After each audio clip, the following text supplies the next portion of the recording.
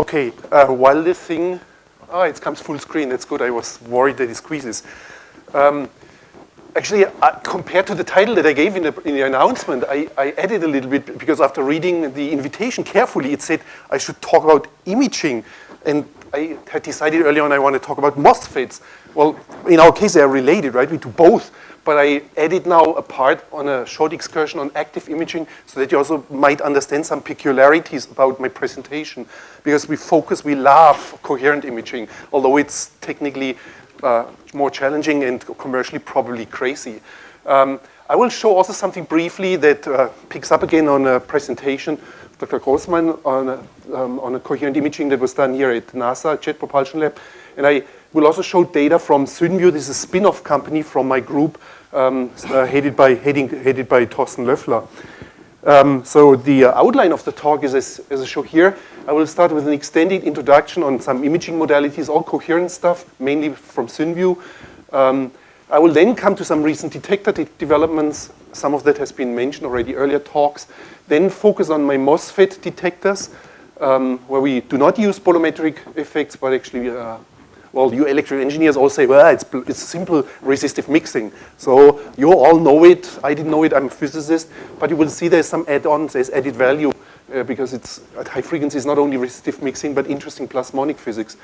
I will then come. Oh, I should take off my glasses, which hang here. This is easy said and difficult to do. Like this, you get it. Don't destroy them. They are supermarket €5. Okay, then I will discuss our work on terahertz imaging and then say a little bit about properties of this kind of detectors. At the moment, we are in the process of both trying to develop towards a camera and at the same time explore the limitations and the potential by exploring parameter space for these detectors. Before I start with this, I added 2 slides just before in response to Dr. Grossman's talk, because he was showing this kind of portal type of scanners and said, well, essentially development is done. That is certainly true, but you know, Germans normally always come late in technology, but then they try to do it thoroughly. And that is actually kind of like the German response to the American, British developments and other places too. There's also Russian developments that I'm very aware of. This company, Rohde & Schwarz, actually is now coming on market with a person scanner in the form of a portal. So ideas like airport scanners. This thing consists of panels which can be arranged in different geometries like here so that you can also scan the head or even at the bottom for shoe scanning. And each of these things here is actually like, I don't know exactly, like about 1 meter by 1 meter square, and you plug them together. Each of these is about 2,000 emitters and 2,000 detectors. And this is only possible, and the imaging then, right, the focusing is done electronically because it's a phase coherent system, and you then can kind of focus on a lot of places. Actually, it's amazing what you can do if you want to search for something. I saw some videos. This is a kind of resolution. Actually, can one dim these lights over there? This is so bright that even myself see only bad contrast. There on the front, is there a light master? So the opposite of a heavyweight master. No? No one knows where to switch off this light here at the front?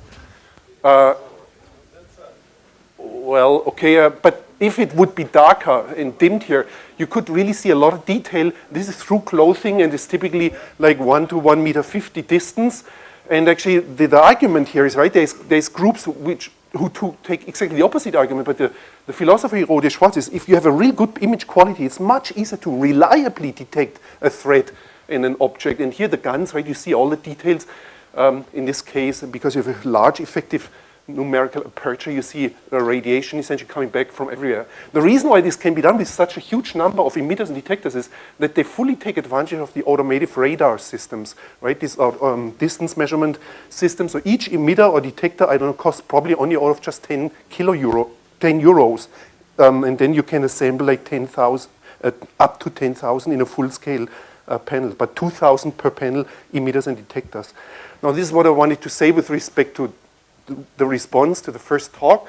I now want to come to our stuff that we are doing.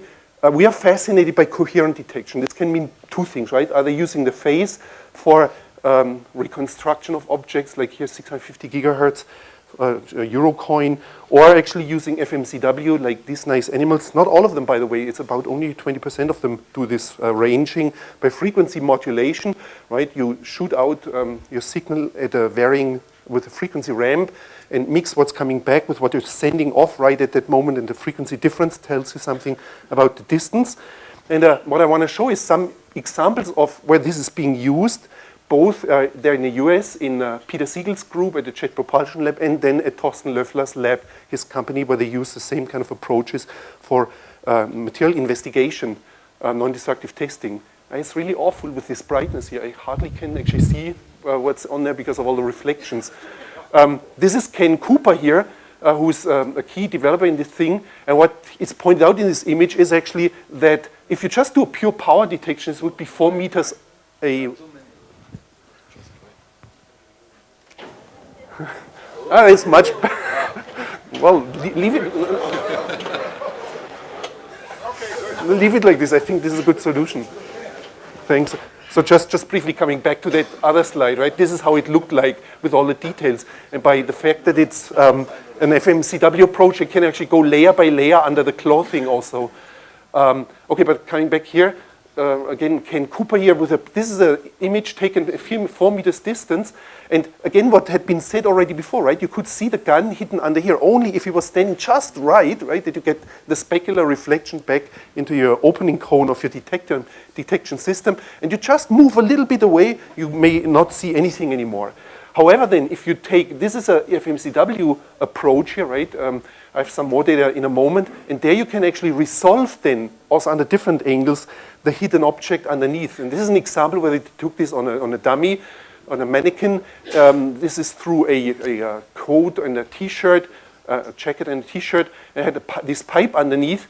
And you essentially, by the FMCW approach, you can zoom in on different propagation distances. In this way, kind of like map out at what positions you get strong signals. And the blue one would be then the front face, which is imaged here, or the red one would then be the layer underneath.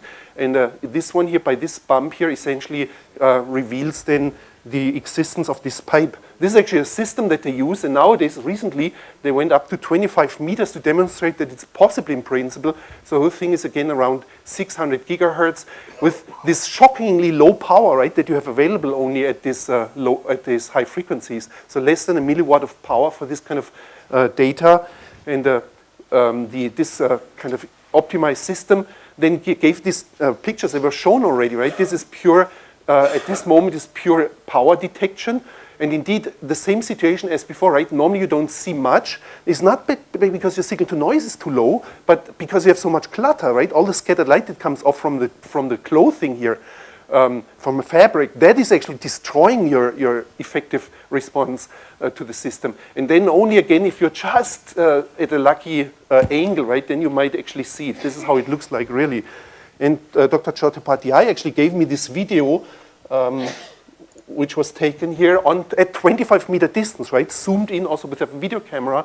So this is Ken Cooper standing here. At the moment, he's just holding his breath, right? But you will see him move now. Look how muscular he is. He must really work out. I should ask him at some time why it looks so impressive. But the thing here is, right, now even under this sweater, and you can see that there is something hidden there because it's again this phase coherent detection. Now it takes off that sweater and essentially you still see it or again see it. So it's not much clearer after he's taken off the sweater. This is essentially only because you have a means now to fight against this clutter, right? This is like people who come from optics are known from coherent imaging in the eye background. It's exactly the same idea. You have all this diffuse scattering, but by looking essentially on the right timing, you can then reconstruct what's coming from the place where you actually want to really look.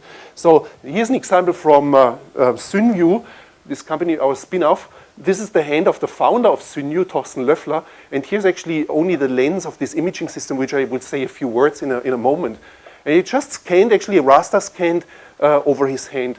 Now this is actually a signal that he got back. This is reflected power. Now imagine this red means a lot of signal, right? This red comes from the fact that this is a flat surface. But imagine he would have his hands hanging in free air, right?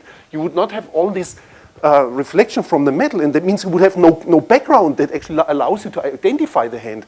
Now in your mind, right, if you do mind data processing, if you filter that out, imagine blue means nearly no signal.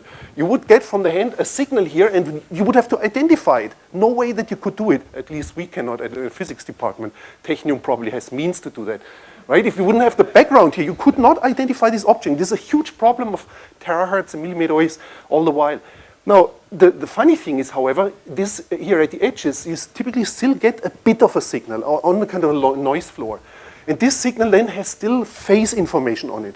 And if you're doing phase-sensitive measurements and you allow your system to log into that, right, you can still then use this information there, even at this low power level, and then even reconstruct an image of this hand, although you hardly have any signal here in power detection, couldn't even do it. So this kind of, I guess these kind of data really show how powerful this coherent detection is, especially also for the identification of objects, right? With a huge problem in practical applications, not only security, but for example, also in non-destructive testing.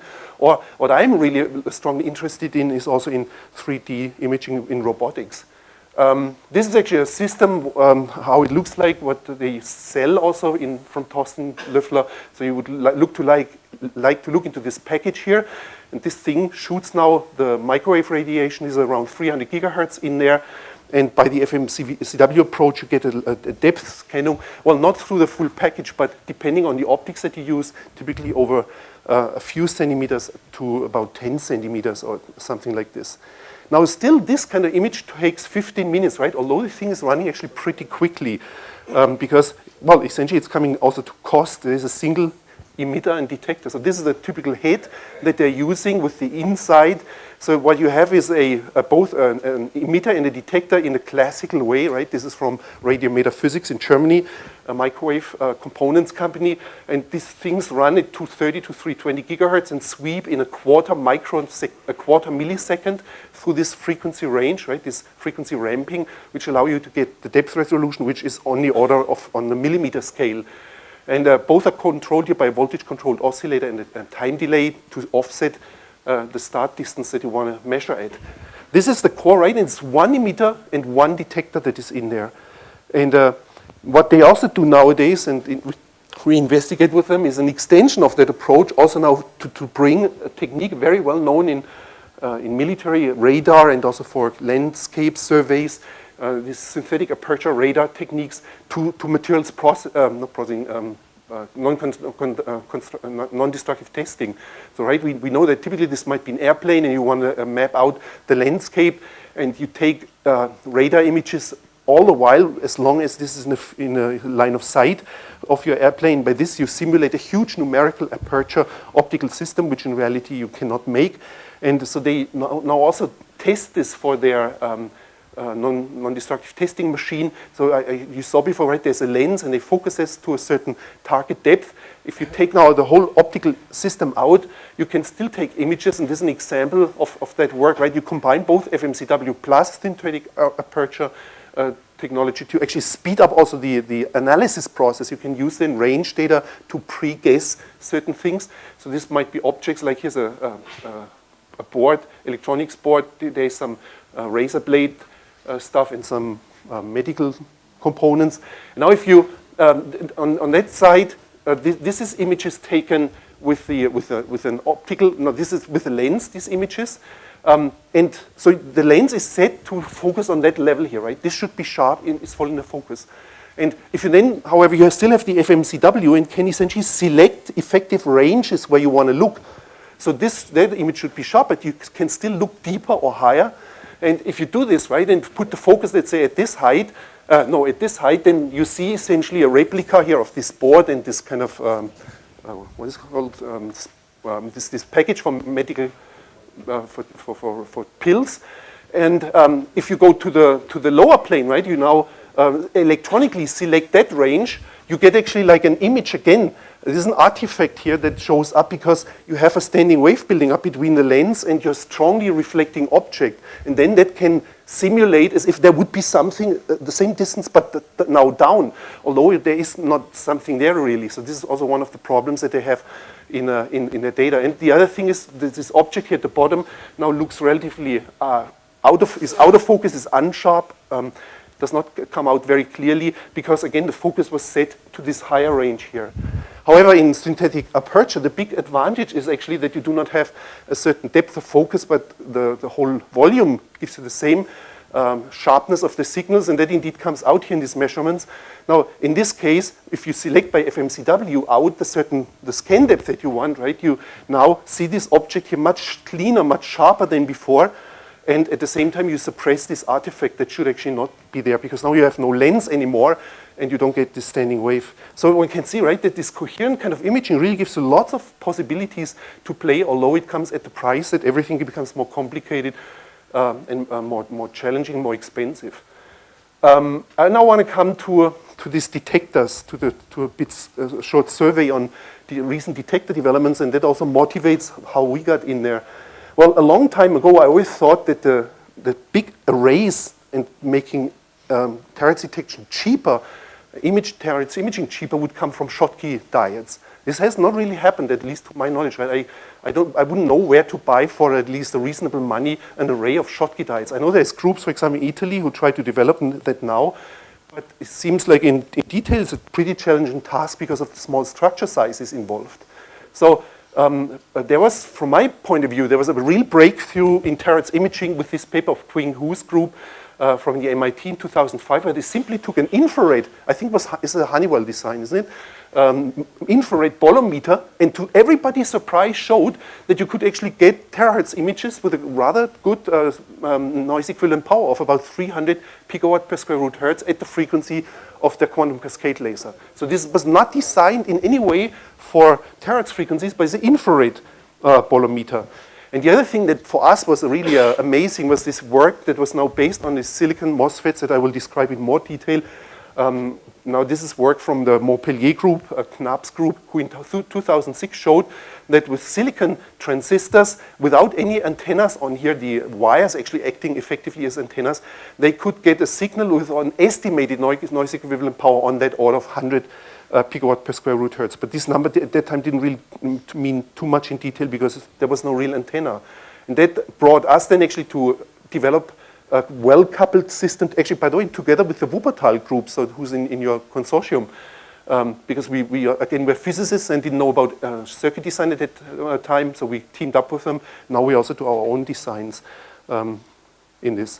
Now, another big development, and from my point of view, was also mentioned already, right? In 2011, just last year, the Tracer company, to my knowledge, for the first time came out with their kind of array. This is a camera array with 120 by 120 pixels for 600 gigahertz to 1.5 terahertz.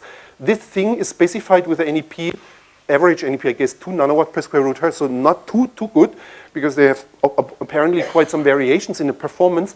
This is tunneling diodes, actually, so not Schottky diodes that everybody expected to be successful, but it was tunneling diodes, right, and came out of work that involved Ohio State and some other university at the time.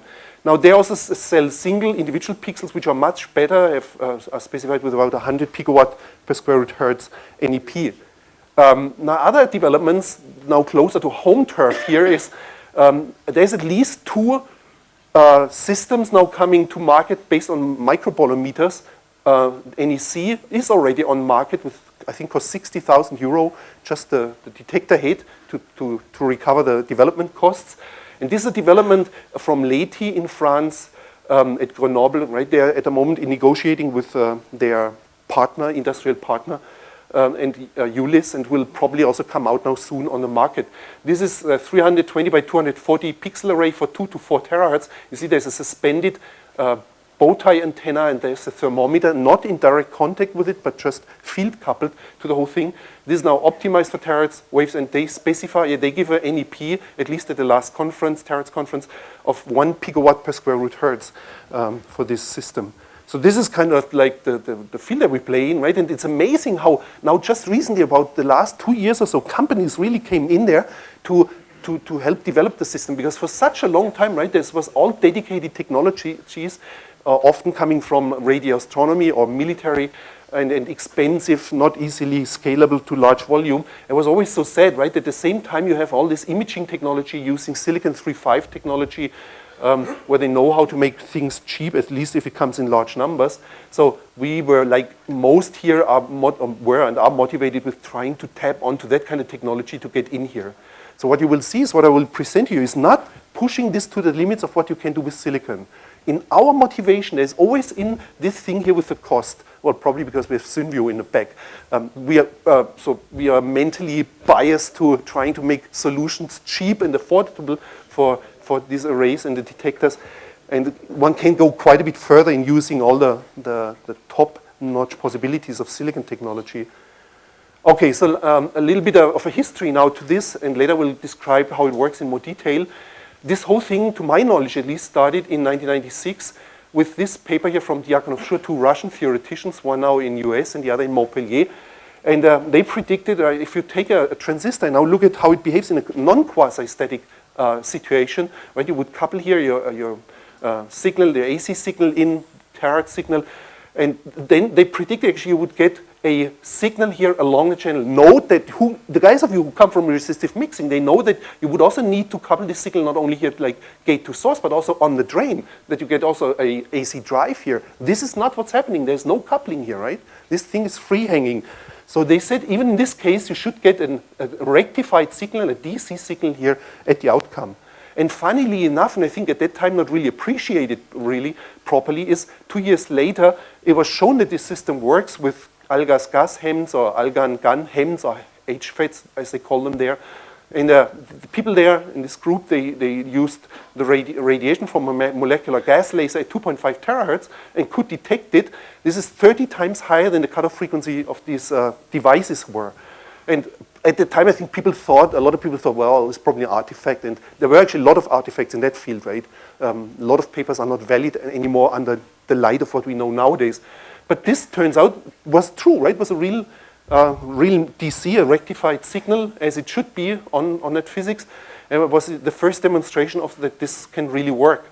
Now, for us, the moment to step into that was this APL from the Montpellier group, from KNAP. And actually, they looked into silicon transistors, MOSFETs that they got from, somewhere it says, no, it doesn't say. And they looked at how it behaves at 700 gigahertz and reported then this noise equivalent power, which was a rough estimate, because again, it was not clear how this is actually being coupled into there. I had shown you the photograph of that kind of device that they used, right? This was wires hanging there, and if you moved the wire around a little bit, the signal there changed a lot, so it was clear that this could not be a reliable technology.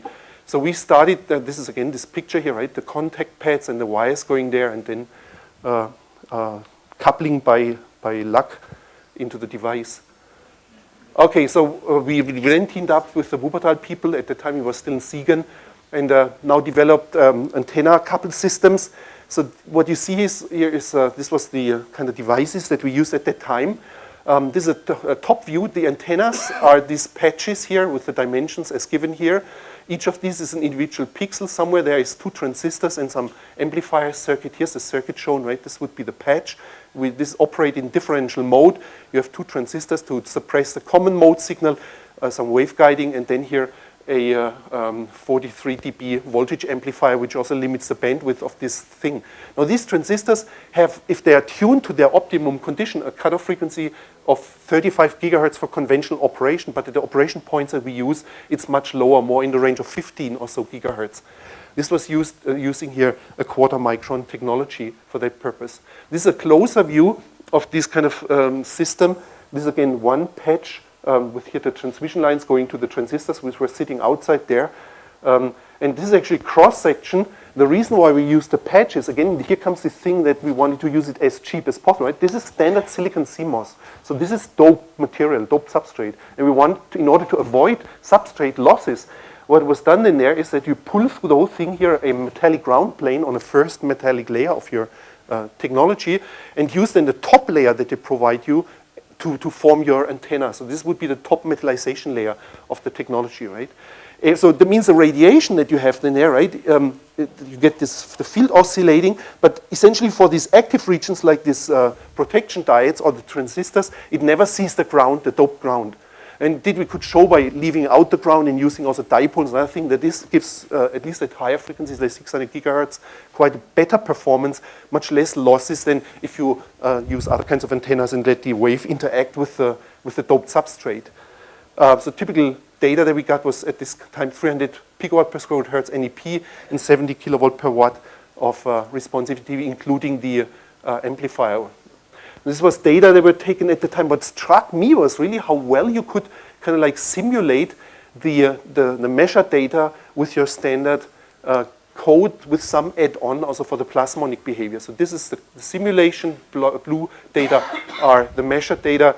This is the responsivity as a function of the gate voltage. So the signal is maximized just at the onset of the channel, right? And then the noise is best not at the same point, but it is better if you have already better conductivity in the channel, more carriers in there. So this is why the best NEP point is offset to higher gate voltages than the position where you have the highest responsivity.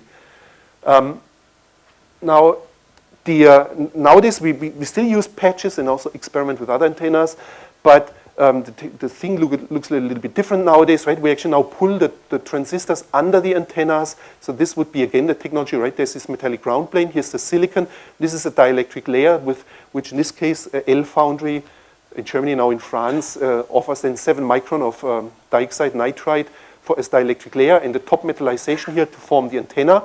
And it's, again, differential mode here. And we now also couple to the drain and not to the gate source anymore, for practical reasons, which I don't think I have time now to go into.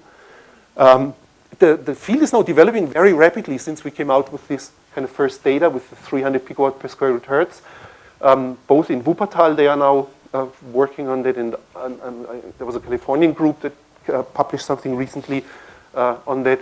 So if you track here the development of the noise equivalent power, we at the moment are at this level on the order of 40, 45 picowatt per square root hertz with this 150 nanometer technology from this L Foundry. And the best values, the best, at least for me, reliable values are from now the Wuppertal group. However, at a much larger expense now, they use SOI, use other kinds of antennas like folded dipoles and the 65 nanometer technology. Now, where could this lead to? There was just this year actually a paper, this is the one that I had mentioned before, from Sasha Proy, who worked as a postdoc in Santa Barbara, UCSB, with Dr. Sherwin. And they actually do a really reasonable, and based on everything that's known now, right, really reasonable analytical analysis of the system. And they then estimate, so if I look what I could do really reliably technologically, they estimate that an NEP on the order of 0.7 picowatt per square root hertz should be possible here with this kind of systems over the whole range up to 1.2 terahertz, where they did the calculations. And in heterodyning, this number here with a noise temperature of 880 Kelvin for a 10 microwatt local oscillator power. So this is, I mean, one has to enjoy this here, right? This is numbers that had been achieved only with diodes so far. So we checked actually the literature. There's some scattered beta values, but my record number seems to be on the order of 2 to 4 picowatt per square root hertz. Now again, we have at the moment the Pfeiffer group is 17, but we also know even in our design, right, where we can optimize to get better, not knowing exactly where it ends up to. But if this is doable and we still talk about early time now of this kind of technology, then there's no reason whatsoever to go for expensive diodes, 3.5s, right? Why not silicon, huge area? You have actually advantages. You can tune the impedance in a way there, right? Play to optimize to adjust the parameters better to the whole system. So it will be interesting to see the developments now in the next few years on this kind of issue. Okay, a little bit more on the operation principle. Again, you electrical engineers know everything except for some small part already. I stole this kind of picture from Ulrich Pfeiffer. I like this, right? He says, I can get actually the typical resistive mixing with any kind of resistor. If I only could switch this kind of ring resistor fast enough at the same speed, right, with the same frequency like my incoming RF signal, I would get actually a mixing simply for that reason why I drive a current, right, which is dependent on both the voltage that I apply here plus on the conductivity. And if the conductivity or the resistance here is changed, right, at the same frequency here. So I have a frequency-dependent resistivity. I get a signal that depends now on the product of the drive frequency here and a voltage there and on the voltage which controls here my conductivity. Let's assume it's a linear dependence. So that means if I now assume both of them are sinusoidal kind of waves, right, I get a difference frequency, a sum frequency signal, so I have a mixer here. Now, in practice, you can't really do this so fast, so you use transistors, for example, to get this fast modulation. But the bottom line is, right, then what we, for power detection, would do is that you would modulate your conductivity here with the same frequency like your incoming signal. In this case, you get a rectification. It means you get an IF. The IF actually is a real DC signal, which now depends quadratically on the voltage of the incoming terahertz signal here. So it's a square law detector in a resistive way. At least at low frequencies. And everybody knows, right, the way how you get this, both the modulation of the conductivity and the drive voltage on the device is that you apply the terahertz signal both to the gate here and through a coupling capacitor, through a shunt capacitor, also on the drain. So you have this kind of dependence on modulating both the conductivity and having the drive signal here at the same frequency. And you get a square wave dependence at low frequencies. This is a low frequency behavior. Now the interesting part is here, right, that this whole thing here with the transistors at our frequencies works also if you do not do this coupling. Yeah? So there's a difference. So it's like an internal kind of resistive type of mixing that's happening here. It's still basically dependent quadratically on the voltage of your signal here. But again, the mechanism now gets a little bit different. I will say more about that. So let's look a bit from a Diakonoff-Schur theoretical point of view. You can get the basic behavior actually out from two simple equations. So this would be the force or transport equation with the force term here. There's a hydrodynamic equation, so there is a typical hydrodynamic term. Then here the field, the drive field internally, U is the gate to channel voltage. And here this is the friction part, right? This is the electron momentum scattering time, which is also then the plasmonic lifetime. They are identical. And you have the charge continuity equation, and you need some assumption on the electron concentration as a function of position along the channel here. This is the X. C is the capacitance per area.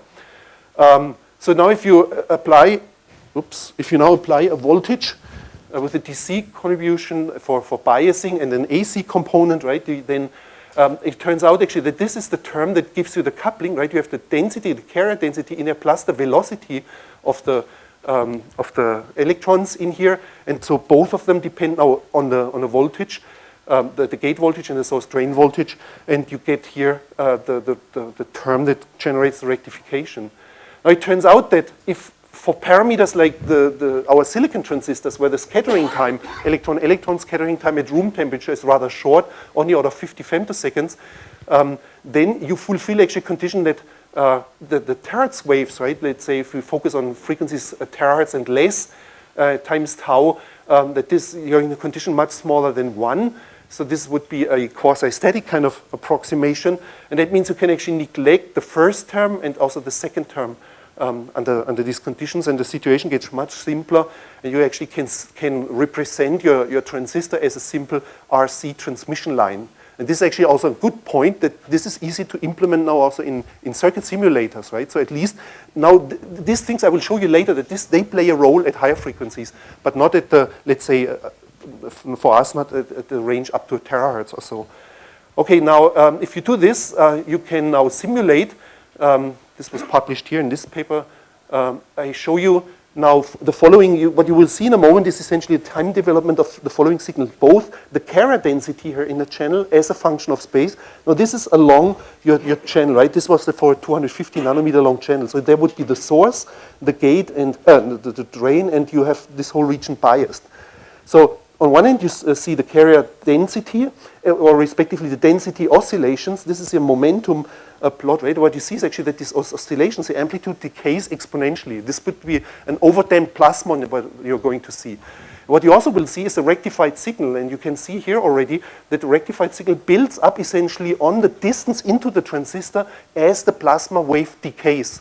So the funny thing about this also conceptually is, right, that this is a 250 nanometer long transistor or channel, But it is a much more nano transistor than you would say from this scale, because all the action happens here at the early regions of that. So it's a self-adjusted nano device, right? So no need actually to go to very tiny devices. This additional resistance here, this additional component adds some resistance, and it acts as a bit of a parasitic influence. But it's not such a fundamental limitation like if you would operate such a transistor in a conventional way, right? The important thing is here, what we get mixing locally.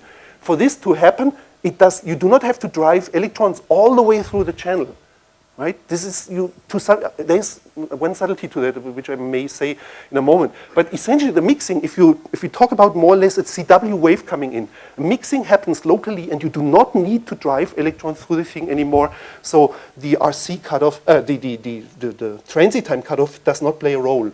Okay, so now let's look at the simulation. This is as a function of time. So here you see the carrier density, and down there the signal that is built up, the DC signal.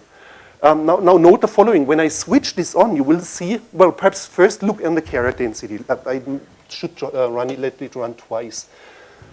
So you see, as the wave comes in, right, and now actually for this year, I should have removed this one, right? We did simulations for all kinds of frequencies. I just had left that in. This is a simulation where this coupling capacitor plays no role anymore. Everything happens inside. You see that inside you get a charge density modulation that quickly dies off because these plasmons are so strongly damped, right? We have this 50 femtosecond scattering time for the plasmons, and this short time, plasmon can actually not propagate through there. In 3-5 transistors, it can actually, if you make them small.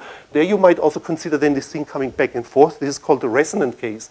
This is a typical non-resonant situation where you have an overdamped wave that is in there. But the interesting thing about this, and this is the reason why it actually mixes and you get this resistive internal mixing, is imagine if you have this density oscillation, right? Remember, we need on one hand the modulation of the conductivity, right? This is certainly there if you modulate your density. But at the same time, you have a gradient in this direction. That means you automatically get a longitudinal field here. And this is actually your drive voltage. Remember, you needed the modulation of the density plus at the same frequency the drive voltage. Now, the drive voltage is self-adjusted here by the gradient that you get in the density. And this is why you don't need to couple anything from the drain side in there anymore. You'd have this longitudinal drive field here self-generated by the plasmonic behavior. Now, if you look at the lower picture, I let it run just once more.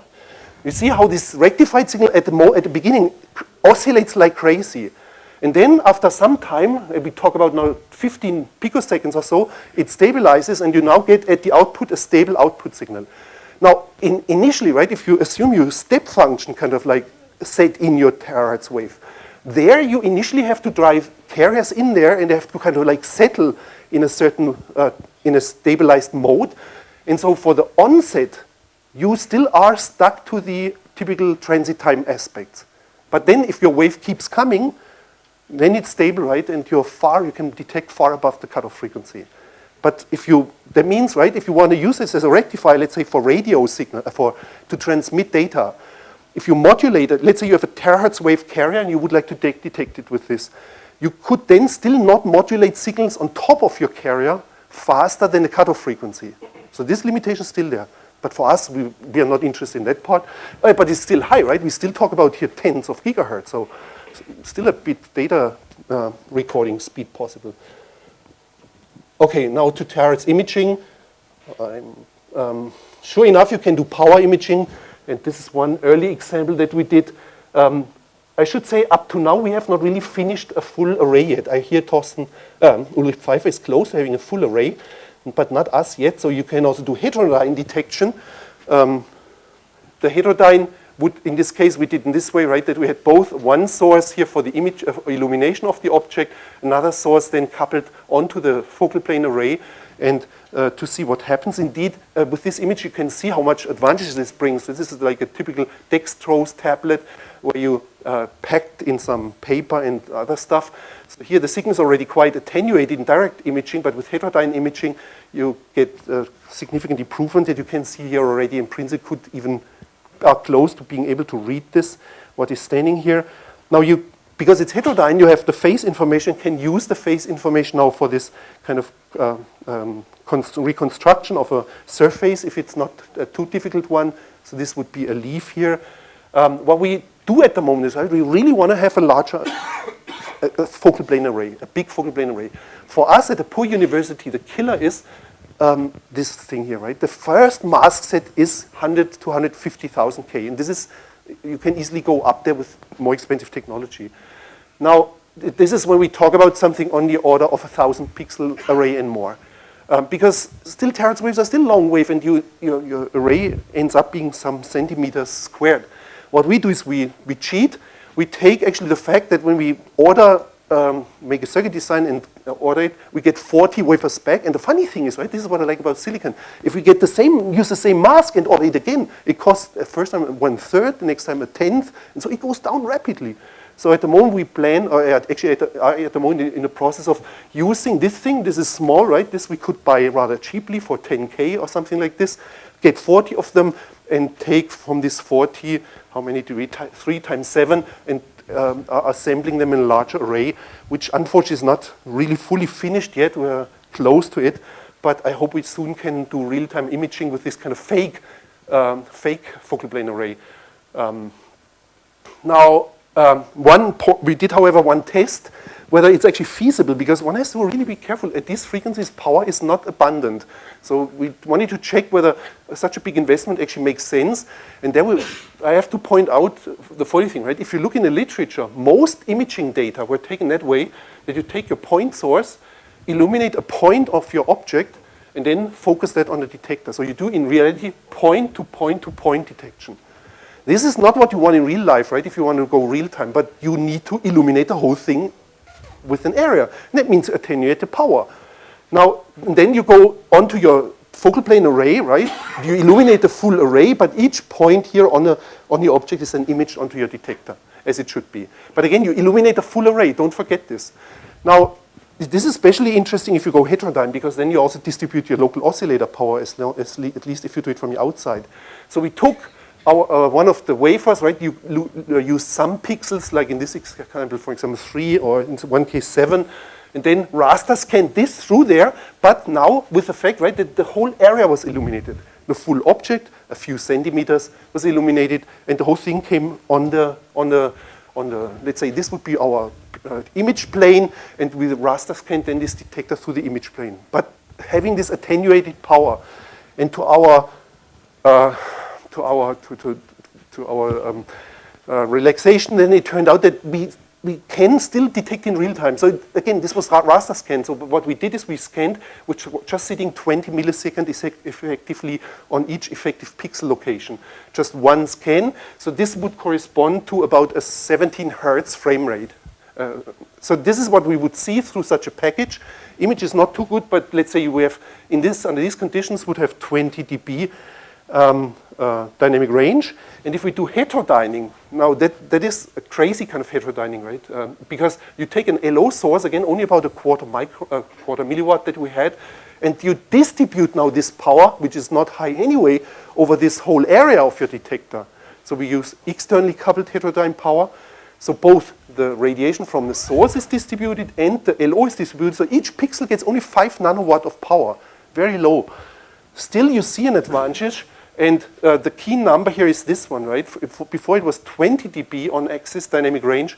Now we get on these images 30 dB of dynamic range. And for a lot of applications, like if you want to speed up your scanning, this is already sufficiently good. So this, if you imagine, you would have a line array, and for example, you want to quickly investigate something running on a conveyor belt.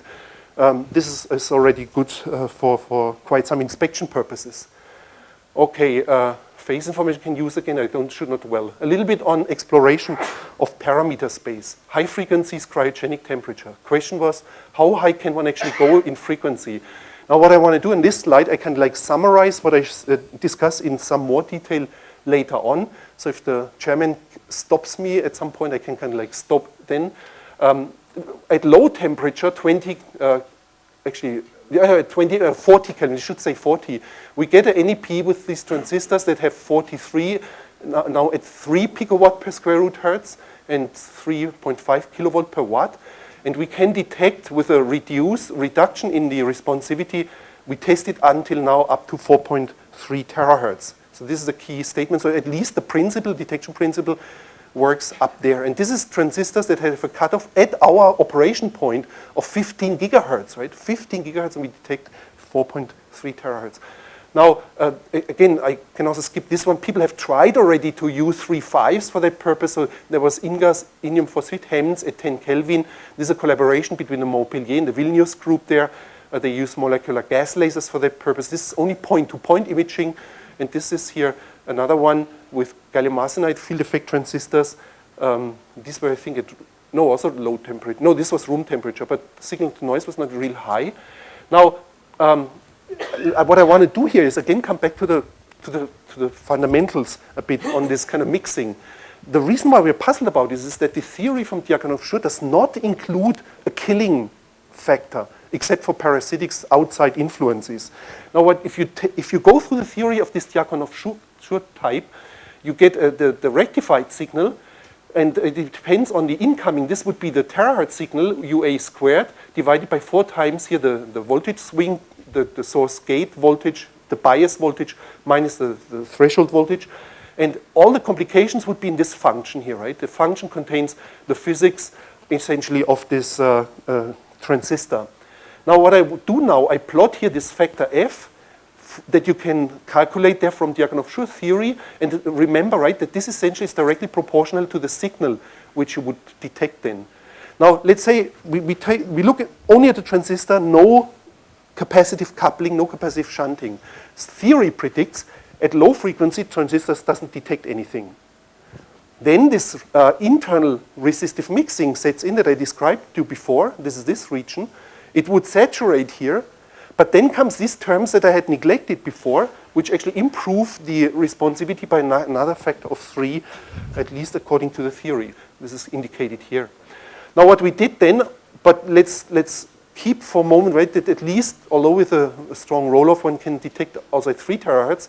Now what we did is a little bit crazy, right? We invested some space on a chip by doing the following, by making designs for this kind of frequencies here, all the way up to 4.3 terahertz.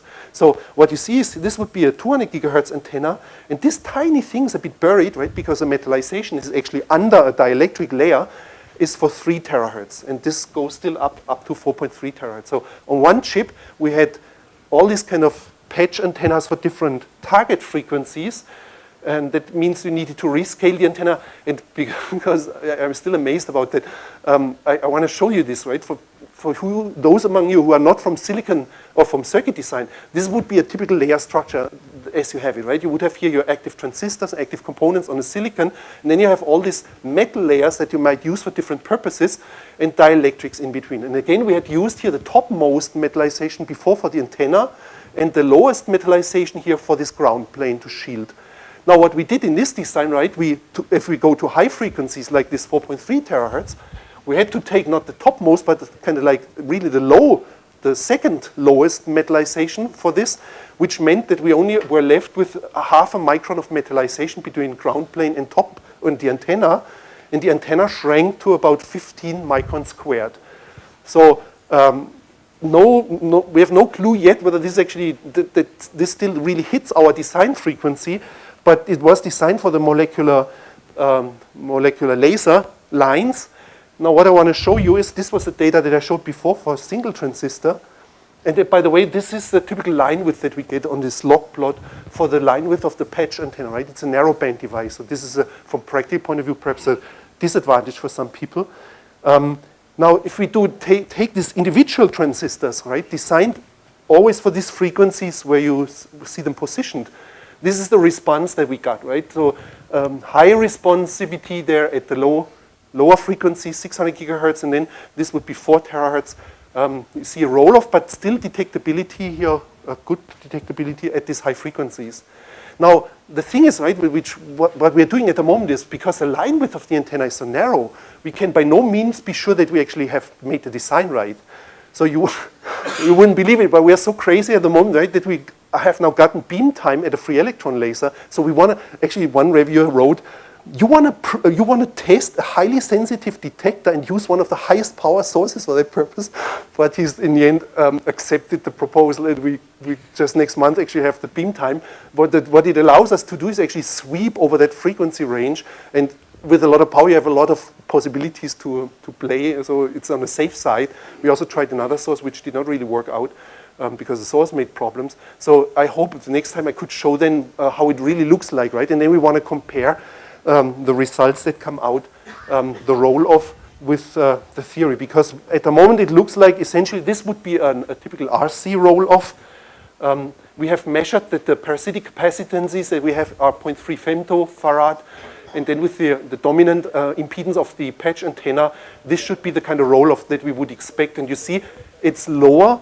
But with the measurements, we now have to see, right, whether we recover some of that at least, or whether there's now additional effects coming in which limit the sensitivity. But note again, right, still it means you can measure. And for example, here there's quite powerful quantum cascade lasers around. So could even work with quantum cascade lasers for sensors and so on, sensor arrays, etc. Yes, please. Oh, that's good. I'm getting close to finished also. This is a cryogenic measurement. What you see here is now measurements coming here beginning at room temperature going down to 40 Kelvin. And you see that the responsivity indeed increases by more than a factor of 4, nearly a factor of 5.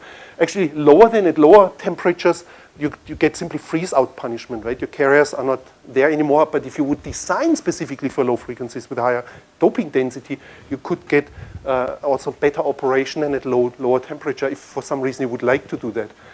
Now this is the noise equivalent power. Actually, you see how it drops in and shifts in frequency. And it turns out that in the end, the lowest point there is at 3 picowatt per square root hertz for these kind of transistors.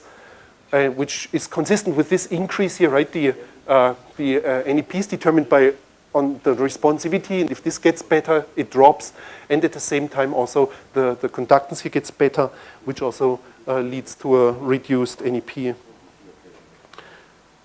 Oh, okay. As I still have 1.5 minutes, let me just briefly mention this. Those of you who might have looked into this kind of detection, because it's in the literature now for some time, there is one thing that has puzzled quite a few people, and this is the following. There is now about 10 papers in the literature that say, if you now do right, all this here did not use any current biasing. There was no current flow from source to drain. But there's papers in the literature say, if you do this now, you get a huge enhancement of your responsivity. And this is the leading paper in this from 2006, where they look at the right picture here, right? This is now a drain current. So you apply, right, everything that I showed you before was zero drain voltage, and we only measured a drain voltage, DC. Now here you apply a drain voltage to drive a bias current, and so here's the current, and this is the kind of responsivity that you can measure, right? This is the ones that I reported you about. Now if you trace one of these data points, whoop, right, you can get up to 100 improvement in the responsivity. So here again, for different kind of gate voltages. So amazing, right? So you can really get huge enhancement in responsivity over what I just described to you. And also our transistors show this. This is measurements from us, so the same kind of behavior. And this is fully understood, essentially. In the end, the reason is hidden in this thing, right? If you drive a current here, and you come to the point where this current gets to the saturation point, it means, right, your channel starts to pinch off, then the whole thing gets extremely sensitive to any kind of disturbance. And that means if the disturbance could be a terahertz signal that you couple in from the outside.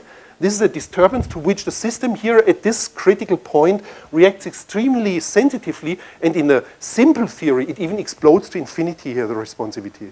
But now you can imagine, right, that if something is critically dependent on the environmental conditions, it's not only a useful signal that can make it crazy, but any kind of noise makes it crazy.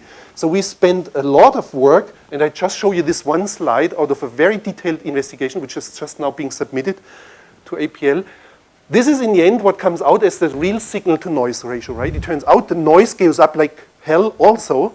And if you now use optimum conditions, so this is measured for a modulation frequency at 200 kilohertz. For certain reasons, this is where the noise is lowest for these kind of devices, what you see is, right, that you get a small improvement in the signal-to-noise ratio. This is here, right, this is a drain current. This over there is the value that we had without any drain current. So if you apply a drain current, you get a huge increase in responsivity and a huge increase in noise. And if you divide one by the other, determine your signal-to-noise ratio, it's just about 1. Not surprising in some way, right? But theory predicts that there should be up to 1.3 improvement if you go real high in the current, and we might see an indication for this, although we don't really get that high. Well, this is not a high value, right? The penalty is you need to drive these currents, and if you think about a camera that you would like to build, and you would have to drive here, then all these devices with a current, then it goes up in flames sooner or later. So in a way, it's lucky that this is not really there, right? So you're not tempted to burn your device unnecessarily. But amazingly, this is not stated in literature until now. We were quite shocked. But so let me come to the summary. I showed you that CMOS, simple CMOS, right? I didn't talk about SOI. I didn't talk about silicon germanium. No advanced concepts in this talk. Simple CMOS technology, cheap CMOS, gives you a detection capability for terahertz radiation. We measured at the time up to 4.3 terahertz and actually are planning to go even higher to see what happens in the infrared range. With transistors which have a cutoff that is much lower, noise equivalent power is already at the level of many other competing technologies and probably will be of the same value like optimized diodes. No transit time limit for the basic detection capability, right? I point out that the modulation on top is dependent on it, but not the basic detection capability. And the thing, again, that this 2 years ago or so, this picture was kind of like nearly the only one who showed kind of this. Now everybody has the same kind of philosophy, right? We need to get away from this kind of older technologies that are extremely powerful, right? And nearly non-beatable in their performance, no question. You sacrifice some performance, but you have to go to scalable system.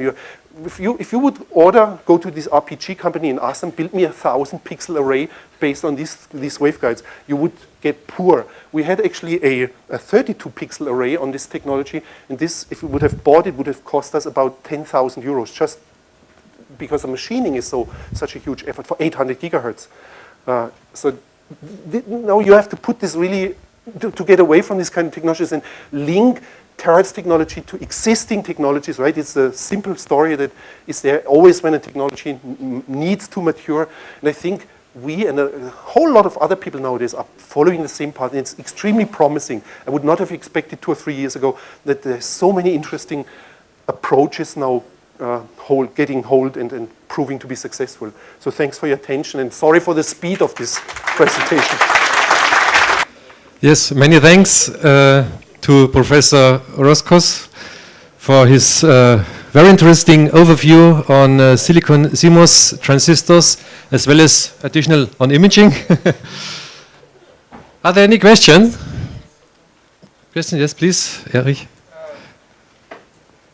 So you didn't say this, but I'm wondering for the sort of 20 to 40 picowatt current state of uncooled CMOS detectors here. You talked a lot about the fundamental physics of the response, but what fundamentally limits the noise? Well, at 0 pi, it's just thermal noise. And all the experiments that I did not go into detail show that, right? This is thermal noise limited. That's also a nice thing, right? That it's just that. Well, with the current, it's different, right? Then you get all your, we see in 1 over S noise, we see also thermal noise increases because you heat up the whole thing. And we see recombination type of noise. But at no source drain current, it's just thermal. Okay, thank you. Next question, please. No further questions? Okay, then thank you very much for the interesting presentation.